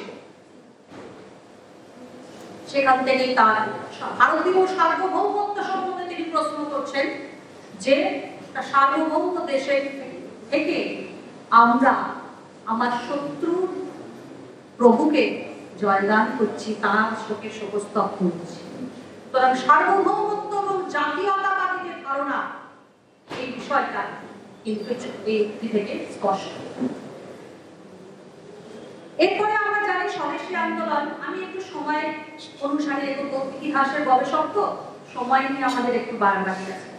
সুতরাং সময়ের যদি কালক্রম দেখি, 1905 আমরা জানি বিখ্যাত 1903, 1905 বাংলার আকাশে দুঃস্বপ্নের মেঘ। ঠিক সেই সময় অ্যান্টি পার্টিশন মুভমেন্ট বেঙ্গল আমরা সবাই জানি। এই সময় সাভারকারের প্রচেষ্টা বাংলা বিপ্লব প্রচেষ্টার সাথে যুক্ত হলো এবং আন্দামানে তার প্রিজনার্স বা সহবন্দী যারা ছিলেন তাদের মধ্যে অনেকের নাম জানলেও একটি নাম আমরা জানি না, একটি বা দুটি নাম আমরা অনেকেই জানি না। আশুতোষ লাহিড়ী, কৈলাসনাথ দত্ত ছিলেন, আমার আগের বক্তারা বলেছেন, বারেন ঘোষ ছিলেন, এবং সাভারকার তার আত্মজীবনের বিভিন্ন অংশে এই বিষয়টা উল্লেখ করছেন তাদের বিষয়, এবং তারা তাদের লেখনীকে উল্লেখ করছেন সাভারকারের উপর কি ধরনের অত্যাচার হয়েছে। সমকালীন পত্র পত্রিকা এবং পরবর্তীকালে প্রকাশিত, আমি বলবো 1947-এর পরে প্রকাশিত কিছু বাংলা পত্রিকা যেগুলো আজ পর্যন্ত যার উল্লেখ নেই ইতিহাসে, সেসব পত্রিকায় কিন্তু সাভারকারের এই অত্যাচারের বর্ণনা কৈলাসনাথ দত্তের মুখ হাত দিয়ে কলম দিয়ে আমরা পাচ্ছি। আরেকটি বিষয় উল্লেখ করি, দু তিনটি পয়েন্টের মধ্যে সংক্ষিপ্ত রাখবো আমার বক্তৃতা। সেটা হল সাভারকারের চিঠিপত্র। বন্দিকালীন অবস্থায়, বন্দী অবস্থায় তিনি যে চিঠি লিখছেন তার ভাইকে, তিনি সেখানে তিনি ওই বন্দি দশা তার মধ্যে তিনি প্রশ্ন করছেন, ভারতের কি অবস্থা, ভারতের রাজনৈতিক পরিস্থিতি কি, বাল গঙ্গাধর তিলকের কি অবস্থা, অর্থাৎ বাল গঙ্গাধর তিলক কি অবস্থায় আছেন সেই সময়, কারণ খুব ভালো অবস্থায় ছিলেন না, ব্রিটিশরা খুবই যত্ন তাদের করতো তাকে। তো সুতরাং তিনি লিখছেন, please inform me how dear motherland is getting on, is the Congress united, does it pass the revolution for the release of the political prisoners from year to year as it did at Allahabad in 1910? Any remarkable policy enterprise like the iron works of Tata and Steel Navigation Company on new mills? অর্থাৎ ভারতবর্ষের অর্থনৈতিক কি অবস্থা, ভারতবর্ষের রাজনৈতিক বন্দীদের কি অবস্থা, কংগ্রেস কি করছে? কেন কংগ্রেসের প্রশ্ন আসছে? একমাত্র জাতীয়তাবাদী দল পরাধীন ভারতবর্ষে 1885 সালে তার জন্ম, কি করেছে বা অ্যাচিভমেন্ট সে বিষয়ে প্রশ্ন অনেক আলোচনা হয়েছে, লক্ষাধিক বইয়ে আলোচনা হয়েছে। হিন্দু জাতীয়তাবাদী দল কি করেছে বা সাভারকার কি করেছেন তা তো আলোচনা হয়নি, তাই সেই বিষয়টাই বলি। সাভারকার দেখছি ভারতীয় অর্থনীতির সাথে সাথে এডুকেশন বিল নিয়ে প্রশ্ন করছেন তার চিঠিতে। এডুকেশন বিল সম্বন্ধে জানতে চাইছেন, সে সম্বন্ধে কি রিঅ্যাকশনস আসছে বা কি প্রতিক্রিয়া আসছে। সাভারকার সব ক্ষেত্রে এই মানবতাবাদ বিষয় ভীষণ রকম কনসার্ন ছিলেন, অর্থাৎ he was in favor of humanity above patriotism. Humanity means irrespective of caste and creed, not only for Hindus, so-called quote-unquote Hindus. So he wrote in a letter in 1920, I never cherished, not even in my dreams, any aggressive ambition for personal or national aggrandizement, and so far was I from being a party to violence that I actually kept opposing it tooth and nail whenever I saw it used by powerful combinations against their weaker but religious rivals. I felt as rebellious against the caste systems and the untouchability inside India as her being dominated by foreigners from outside.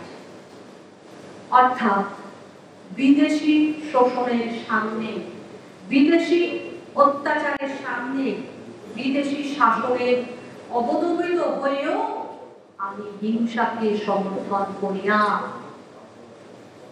একে কি বলে সাম্প্রদায়িক? এর নাম সাম্প্রদায়িকতা, কোটানুগত।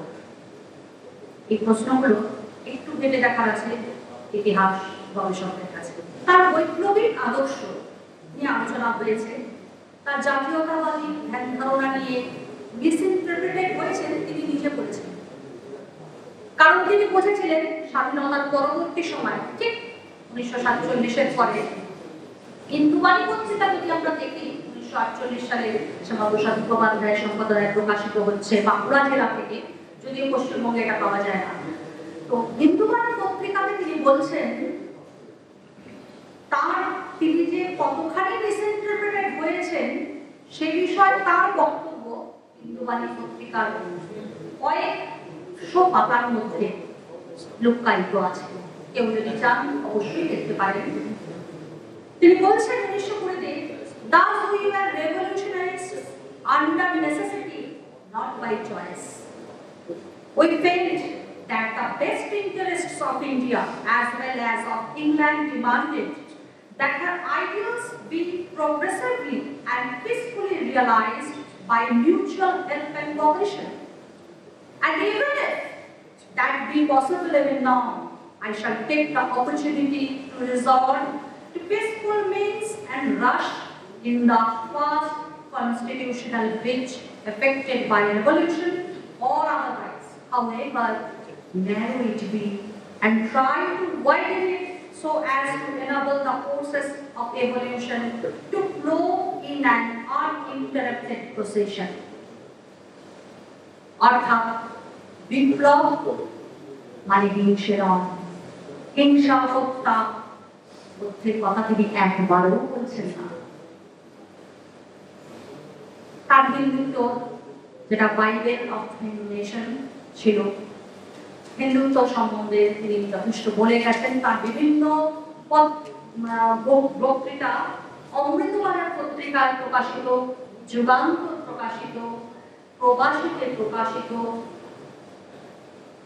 হিন্দুবাণী, Keshari, policy, সমস্ত পত্রিকায় তার বক্তৃতার মধ্যে তার হিন্দুত্ব সম্বন্ধে, ভারতবর্ষের হিন্দুর অবস্থান, হিন্দু সার্বভৌমত্ব, ভারতীয়ত্বের সংজ্ঞা, অখণ্ড হিন্দুস্তান, এসব কিছু ধারণা তার বক্তৃতাগুলির মধ্যে স্পষ্ট করেছে।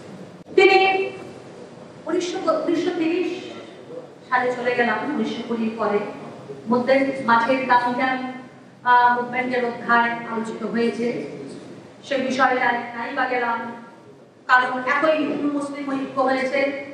মোপলা রায়ের ক্ষেত্রে মোপলা রায়ের মাধ্যমে কয়েক হাজার, হিন্দুবাণী পত্রিকা অনুসারে 6,000 হিন্দুকে কোন অবস্থায় পাওয়া গেছে, বাকিরা হারিয়ে গেছে, তাদেরকে পাওয়া যায়নি। যারা পাওয়া গেছে সেটা তৎক্ষণাৎ সংখ্যা 6,000, হিন্দুবাণী পত্রিকার উৎস হিসেবে সংখ্যা।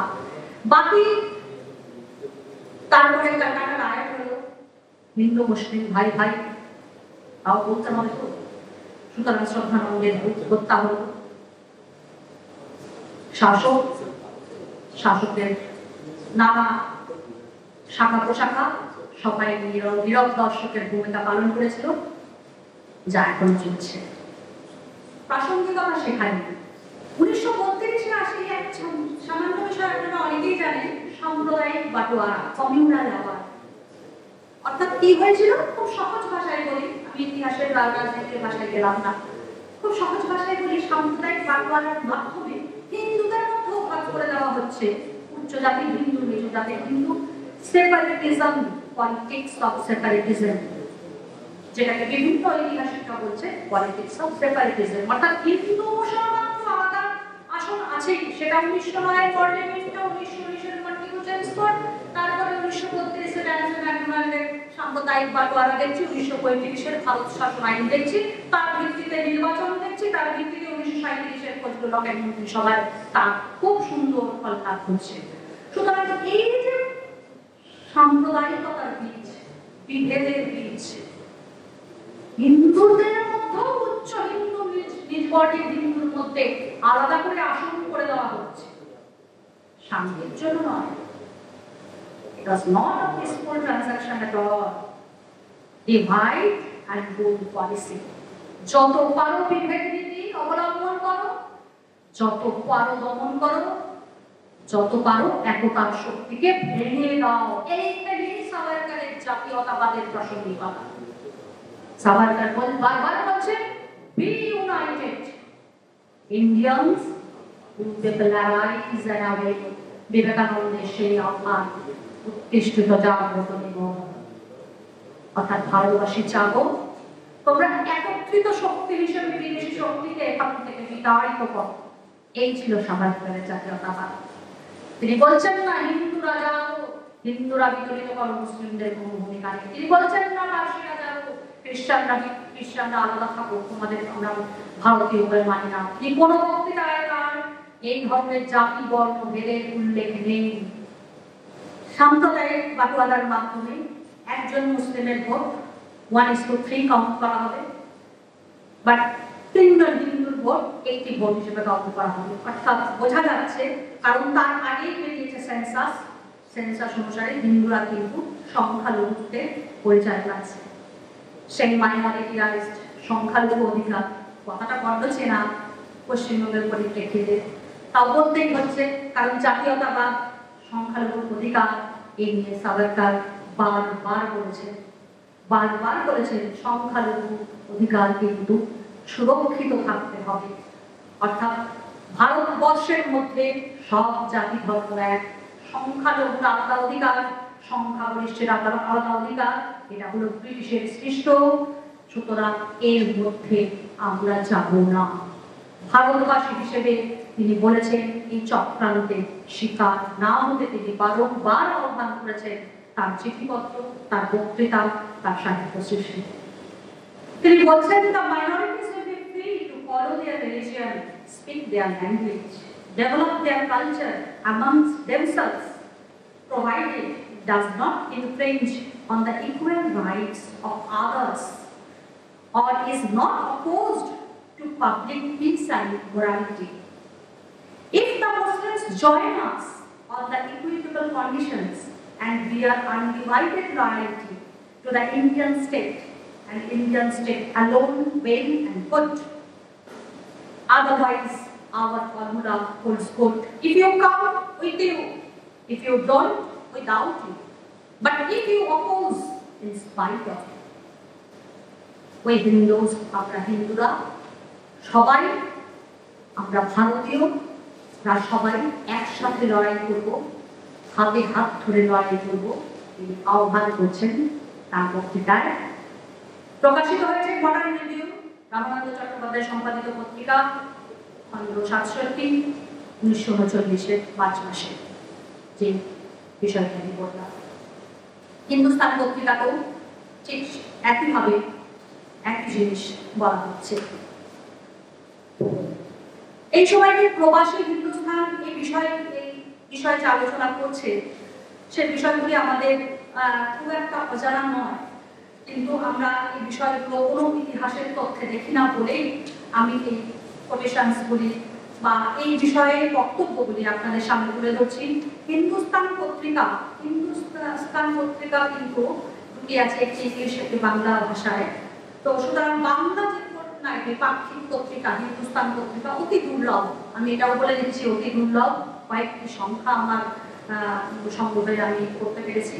সেই ভিত্তিতে বলি, তিনি যখন আসছেন বাংলায় আসছেন, ছাড়া পেলেন আন্দামান জেল থেকে, দামোদর বিনায়ক সাভারকার, তিনি ভারতবর্ষে আসছেন। সুতরাং সে এক মহাসন্ধিক্ষণ 1937 সাল। সে সময় পত্রিকায় বেরোচ্ছে, বাংলাদেশ সদ্য কারামুক্ত ভারতের শ্রেষ্ঠ বিজয়ী বিপ্লবী নেতা বীর সাভারকারের অভ্যর্থনার জন্য আয়োজন করে। সাভারকার যে মহাসভায় যোগদান করিলে ইহার মধ্যে একটি নতুন প্রেরণা ও ভাবধারা সৃষ্টি হয়, যাকে সাভারকার বাদ বলা হয়ে থাকে। আমি এই বিষয়টা লাস্টে দিয়ে শেষ করবো। সাভারকার বাদ কি, তার ব্যাখ্যা অপব্যাখ্যা থাকে। প্রাদেশিক সভার সম্পাদক শ্রীযুক্ত আশুতোষ রায় মহাশয়ের আহ্বানে সাভারকারজি কলকাতায় পদার্পণ করলে নগরবাসী তাকে সম্রাটোচিত সম্মান প্রদর্শন করে। তিনি ডক্টর শ্যামাপ্রসাদ মুখোপাধ্যায়, স্যার রবীন্দ্রনাথ মুখোপাধ্যায়, নির্মল চন্দ্র চট্টোপাধ্যায়, ব্যারিস্টার বরেণ্য শৈলেন্দ্রনাথ বন্দ্যোপাধ্যায় এবং আরো অনেক প্রায় 25-30টি নাম আমি এই মুহূর্তে বলতে পারি, এতটা বলা সম্ভব না। প্রবাসী পত্রিকায় বলছে গত মাসে হিন্দু মহাসভায় শ্রীযুক্ত বিনায়ক দামোদর সাভারকরের কলকাতায় সংবর্ধনা একটি স্মরণীয় অনুষ্ঠান, মানে হাওড়া স্টেশন থেকে ভিড় হয়ে গেছিল, মানে টিপড়ে গড়ার আমরা বাংলা ভাষায় যেটা বলি জায়গা ছিল না, সাভারকরকে সংবর্ধনা দেওয়া হচ্ছে।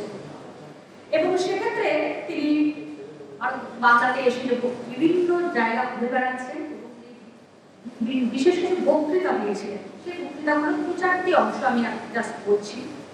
ভবিষ্যৎ ভারত রাষ্ট্রের প্রকৃতি কি হবে সেই বিষয়ে তিনি পরিষ্কার বললেন, the Muslim minority in India will have the right to be treated as equal citizens, enjoying equal protection and civic rights in proportion to their population.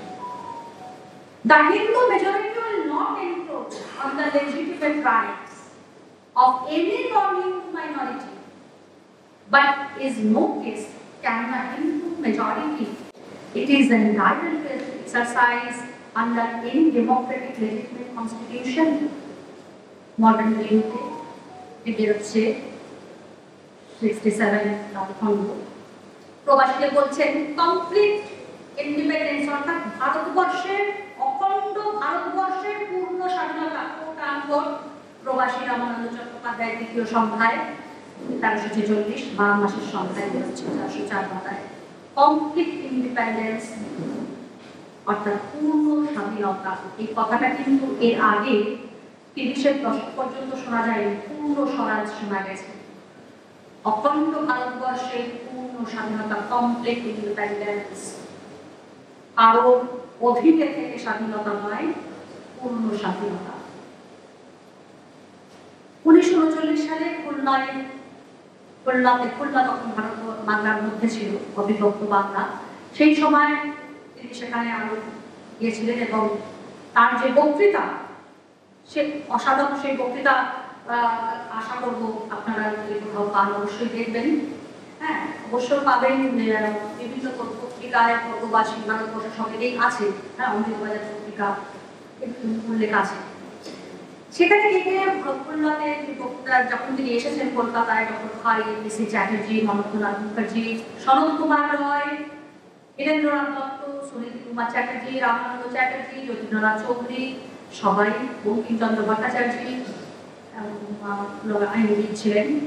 এবার এরা সবাই সাভারকরের সাথে ছিলেন এবং খুলনা অধিবেশনে সবাই যোগ দিয়েছিলেন। এবং খুলনা অধিবেশনের বর্ণনা অমৃতবাজার পত্রিকায় আমরা পাই, অসাধারণ সেই বর্ণনা। আমি সেই বর্ণনায় যাচ্ছি না।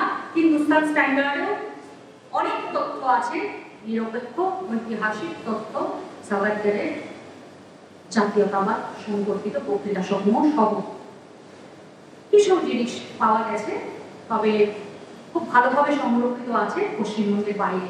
পত্রিকাটির অবস্থা অতিশয় শোচনীয় পশ্চিমবঙ্গের মধ্যে, যেমন আর সবকিছুর অবস্থায় শোচনীয়।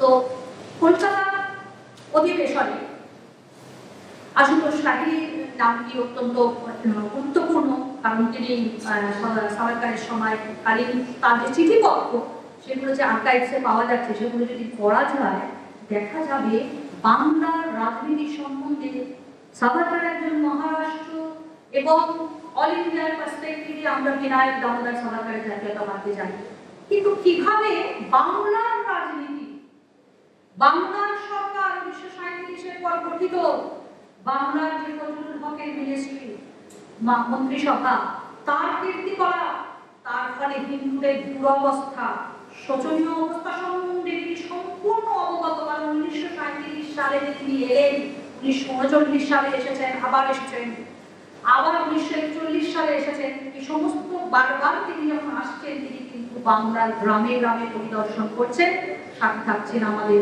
শ্যামাপ্রসাদ মুখোপাধ্যায়ের মতন নেতারা। সুতরাং জাতীয়তাবাদ, ভারত মাতার সার্বভৌমত্ব, অখণ্ডতা, ভারতবাসী, আমি জাতি ধর্মের কথা সেখানে উল্লেখ নেই, ভারতবাসীর উপর অত্যাচার তিনি বারবার তুলে ধরছেন। তার এই সময়কালীন বক্তৃতাগুলো আমি বিশেষ করে দিক নির্দেশ করছি 1937 থেকে 1942 পর্যন্ত যদি সাভারকারের বক্তৃতা নিয়ে যদি কেউ গবেষণা করতে চান তাহলে বোধহয় একটা গ্রন্থ একটা ভলিউমে হবে না, 2-3টে ভলিউম লাগবে। অমৃতবাজার পত্রিকায় এই সময় বেরোচ্ছে ন্যাশনালিজম ইন পেরিল, লেভেল is nationalism in peril, Amrita Bazar Patrika জুলাই মাসে। এবং এই কলকাতার যে কনফারেন্স হলো, কলকাতার যে সাভারকার করছেন বিভিন্ন জায়গায় বলছেন, তাকে বলছেন ever memorable and epoch making, Modern Review বলছে ever memorable and epoch making. অর্থাৎ এই কথাটার মধ্যে বোঝা যায় জাতীয়তা এবং রাজনীতি সম্বন্ধে তিনি কি বলছেন। Reception to Veer Savarkar, all the windows, great Hindu leader arriving at Howrah on Friday. Amritabazar পত্রিকায় 12 জুন বেরোচ্ছে। আমি বিশেষ কিছু তথ্য সংকলন এবং করেছি, তবে এইখানে আমি জাস্ট উল্লেখ করে যাচ্ছি, আমি এসে যেতে পারছি না, সময় আছে সবাই নেই। 1941 সালে অ্যান্টি পাকিস্তান ডে, এবং তারপরে সেখানে তিনি বললেন to acquire complete independence for India, what is the aim of Hindu Mahasabha. এই খবরটি বেরোলো অমৃতবাজার পত্রিকায়, Mahasabha and fight for freedom. The লেভেল was Mahasabha and fight for freedom. অর্থাৎ হিন্দু বিকৃত ইতিহাসের তথ্য অনুসারে, গল্প কথা অনুসারে, আমি ওটাকে ইতিহাস বলবই না, গল্প কথা অনুসারে হিন্দু জাতীয়তাবাদ তো কিছুই করেনি, সেটা হয়তো ছিলই না। হিন্দু জাতীয়তাবাদ আবার সে খায় না মাথায় মাকে। আজকে একটা গ্র্যাজুয়েশনের স্টুডেন্টকে জিজ্ঞেস করুন, বলতে পারবে না। হিন্দু আবার জাতীয়তাবাদ এটা আবার কি জিনিস? সুতরাং সেই জায়গা থেকে আমরা বলছি যে সেই সময়কার পত্র পত্রিকা বলছে, আমরা বলছি না, আমরা বিরোধীরা বলছি না, আমরা কোনো রাজনীতি করছি না। আমি ছাত্রছাত্রী গবেষকদের উদ্দেশ্যে অনুরোধ করবো, মহাসভা ফাইট ফর ফ্রিডম এই নিউজ, একটা নিউজ, সেই নিউজে সেই খবরে কি বলেছে সেটা জানো, দেখার চেষ্টা করেন আজকে এই যে মহাবলী রাজনীতিবিদরা। আর নন ভায়োলেন্সের বিষয়ে তার বক্তৃতার বিভিন্ন জায়গায় বলা হয়েছে যে আমি দরকার, আমি আগে উল্লেখ করলাম, দরকারে আমি হিংসা চাই না, যদি আমাদের সাথে শান্তিপূর্ণ উপায়ে আমি স্বাধীনতা পাই, আমার দেশের সার্বভৌমত্ব অখণ্ডতা আমি ফিরে পাই, আমি হিংসা কোনোদিন সমর্থন করি না। তিনি বারবারই কথা বলেছেন তার বক্তৃতায়। আরেকটি জিনিস খুব গুরুত্বপূর্ণ, না হলেই নয়, না বললেই নয়, সেটা হলো militarization of Hindus needs stressed in Savarkar's appeal to Hindu youths to join army, the Amritabazar পত্রিকা। তিনি বলছেন, অর্থাৎ হঠাৎ করে সামরিকীকরণ, তিনি বলছেন হিংসা নয়, সামরিকীকরণ। দ্বিতীয় বিশ্বযুদ্ধ আমরা জানি, দ্বিতীয় বিশ্বযুদ্ধের সময় ভারতবর্ষের সেনারা ইংরেজি বাহিনীতে, ব্রিটিশ বাহিনীতে যোগদান করার কথা তিনি বলেছিলেন। তাই কিন্তু তারপরে তো তিনি ব্রিটিশের শাসনের কাছে মাথা অবনত করছে। এত ইতিহাস বোধ, বিকৃত ইতিহাস বোধের শাসনে আমাদের তো ইতিহাস অনুরক্ত। তাই আমি বলি যে একটু জানতে, in politics no nation was considered to be a permanent enemy of the other. Political exigencies demanded that two opposing countries should combine for the fulfillment of their own interest. At the present moment, England needed India's help most.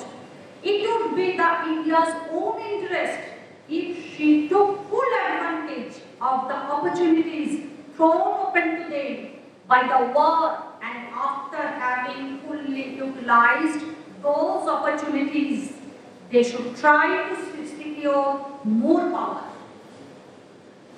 If they join the army, at the present moment, some of them might die in action, but the rest of their return would help to stir material spirit among the people all over the country.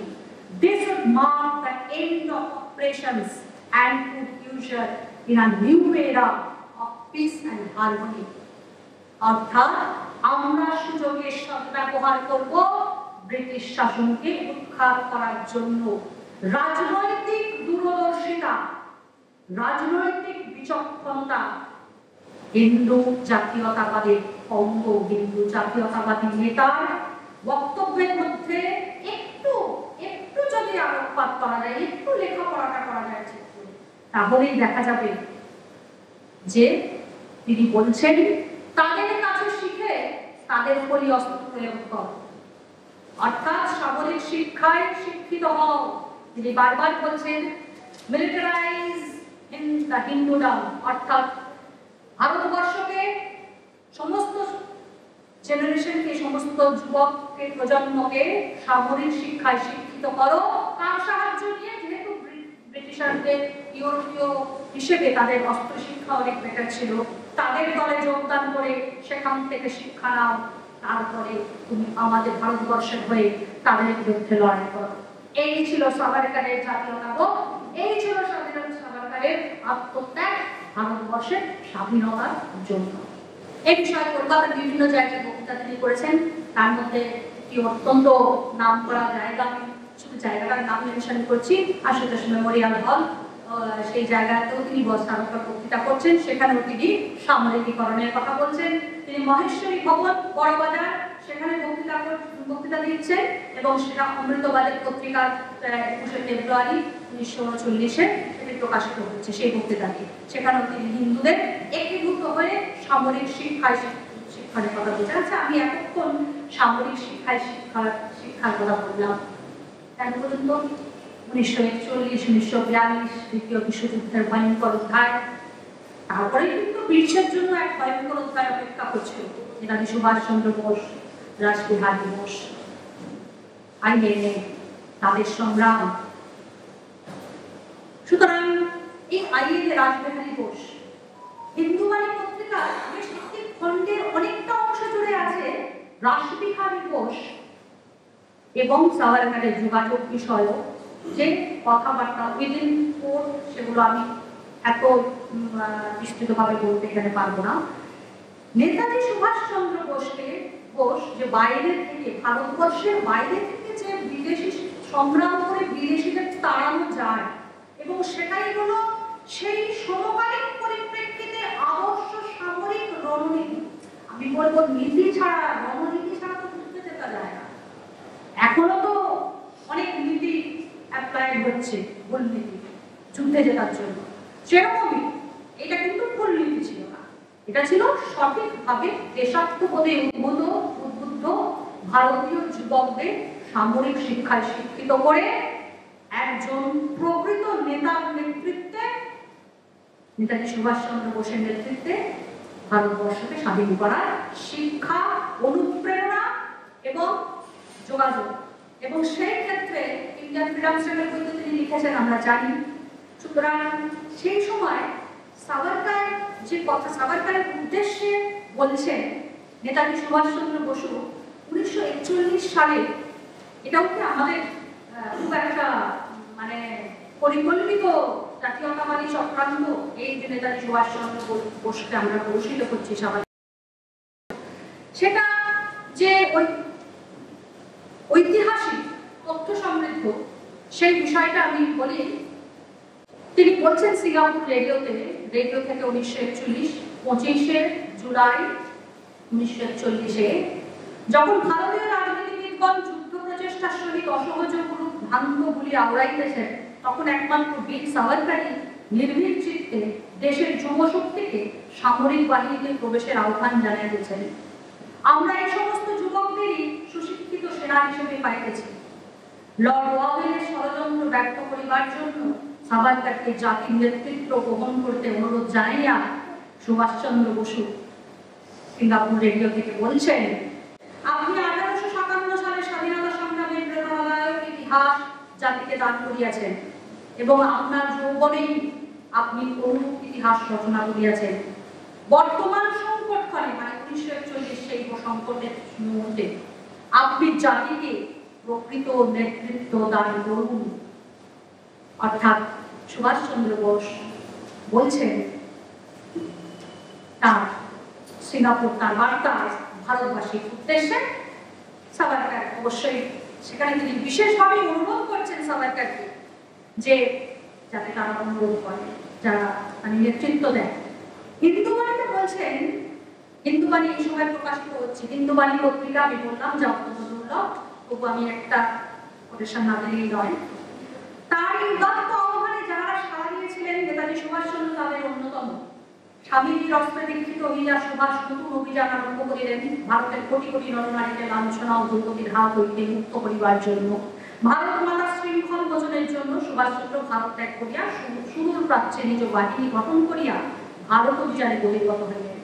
সেদিন ভারতের কংগ্রেসী এবং communist নেতৃবৃন্দ সুভাষকে কুইসলিং নামে অভিহিত করিয়াছিলেন। সুভাষের অভিযানকে ব্যর্থ করিবার জন্য নেতৃপক্ষ কোমর বাঁধিয়া কাজে নামিয়েছিলেন। সেদিন ভারতীয় নেতাদের মধ্যে একমাত্র বীর সাভারকারই তার কার্য দ্বারা নেতাজিকে সমর্থন করেছিলেন। সাভারকারজি বরাবরই ভারতীয় যুবকগণকে সৈন্যবাহিনীতে যোগদানের জন্য আবেদন জানাইয়াছিলেন। তাহার প্রচেষ্টাতে বহু ভারতীয় সৈন্যবাহিনীতে যোগদান করেছিলেন।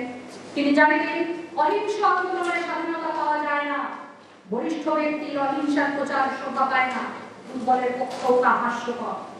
তিনি জাতিকে সামরিক শক্তি সম্পন্ন হইবার জন্য সেনাবাহিনীতে যোগদান করিতে আবেদন জানিয়েছেন। এইসব যুদ্ধবিদ্যায় শিক্ষিত যুবকরাই পরবর্তীকালে নেতাজির হাজার ফৌজের শক্তি বৃদ্ধি করেছিলেন। অর্থাৎ যাদের ক্ষেত্রে এটা প্রয়োগযোগ্য সেক্ষেত্রে নেতাজি সেটা সিঙ্গাপুরে যেখানে বলছেন হিন্দু বাণী পত্রিকা সেটা প্রকাশিত হচ্ছে। এবং তিনি বলছেন যখন ভ্রান্ত নেতাজির কথা সাভারকারজির উদ্দেশ্যে, যখন ভ্রান্ত রাজনৈতিক খামখেয়ালির জন্য ও দূরদৃষ্টির অভাবে সমস্ত ভারতীয় রাজনৈতিক নেতা ভারতীয় সেনাবাহিনীকে ইংরেজদের হাতে প্রেরণ করিয়া অভিহিত করিতেছেন, সেই সময় বীর সাভারকার নির্ভীকভাবে ভারতের যুবকদের সেনাবাহিনীতে যোগদানের আহ্বান জানাইতেছেন দেখিয়া আমার মনে আনন্দের সঞ্চার হয়েছে। অর্থাৎ কতখানি প্রেরণা পেয়ে ভারতবর্ষের বাইরে গিয়ে এই সাভারকারের উদ্দেশ্যে সিঙ্গাপুরের ব্যক্তিকে বলে বলছেন এবং সমসাময়িক পত্রিকায় এগুলো আমরা পাই। সুতরাং আরো অনেক প্রায় সহস্র বিষয় উল্লেখ করা যায় তার পত্রিকা থেকে, কিন্তু সেটা সময় আমি করতে পারছি না। এবার প্রশ্ন হলো তাহলে সাভারকার বাদ কি? What is সাভারকার বাদ and where it is relevant in present context? বর্তমান পরিপ্রেক্ষিতে প্রায় 100 বছর আগে এক রাজনৈতিক নেতা দূরদৃষ্টি কেন প্রাসঙ্গিক? আমরা এখন কিছু সংকীর্ণ বুদ্ধিমত্তা নিয়ে বিভিন্ন রাজনৈতিক নীতিকে বিচার করি। রাজনৈতিক ইডিওলজি, পলিটিক্যাল যে ইডিওলজি তার বিরুদ্ধে চিৎকার করি ভোট রাজনীতির পাশে। সুতরাং সেক্ষেত্রে আমাদের বোঝা দরকার যে সাভারকার বলেছিলেন যে সংখ্যালঘু সমান রাজনৈতিক অধিকার, ইকুয়াল রাইটস ফর মাইনরিটি। এই ক্ষেত্রে সিএ এর কথাটা একটু ভেবে দেখবেন। সিএ এর সাথে সিএ এর যে এজেন্ডা, যে ইস্যুস, যে লক্ষ্য, রাজনৈতিক লক্ষ্য যদি বলি, তাহলে এটা কি সেই একই জিনিসকে ডিপিক্ট করছে না? অর্থাৎ সংখ্যালঘু কেন রাজনৈতিক অধিকার পাবে না? সবাই সমান অধিকার, ভারত মাতার বলে সবাই সন্তান। যতক্ষণ সে ভারতের মাটিকে নিজের ভারত মাতা বলে স্বীকার করছে, তখন সবার স্থান ভারত মাতার কোলে আছে, তার কোলের স্থান এতই বৃহৎ। সুতরাং সাভারকার বাদ সাম্প্রদায়িকতা শেখায় না, হানাহানি শেখায় না, হিংসা শেখায় না, অপদমন শেখায় না। সাভারকার বাদ শেখায় ভারত মাতার কোলে সবাইকে নিয়ে সবার সাথে একই দৃষ্টি, জাতি, শ্রেণী, সভ্যতা মিলন ক্ষেত্রেই ভারতবর্ষ। সহস্র সংকটে এই সাংস্কৃতিক ভিত্তি আজও অনন্য এবং বিকাশের পথে অগ্রসর, যা আমার পূর্ববর্তী প্রথম বক্তা মাননীয় ডক্টর বোস বলে গেছেন। হিন্দু রাষ্ট্রের অধিবাসী হিসেবে সকলের সমানাধিকার প্রাপ্য ভারতবাসী, সমস্ত ভারতবাসী সমানাধিকার প্রাপ্য। শান্তির পরিবেশ, ভারসাম্যের পরিবেশ, সমস্ত সন্তানকে নিয়ে ভারত মাতার এই কোলে শান্তি বিরাজ করবে, হিংসা নয়, হানাহানি নয়। ভারতীয় সংস্কৃতি, ভারতীয় ঐতিহ্য, সাভারকার বাদ, ভারতীয় জাতীয়তাবাদ একই স্রোতে বহমান ভারত মাতাকে যায়।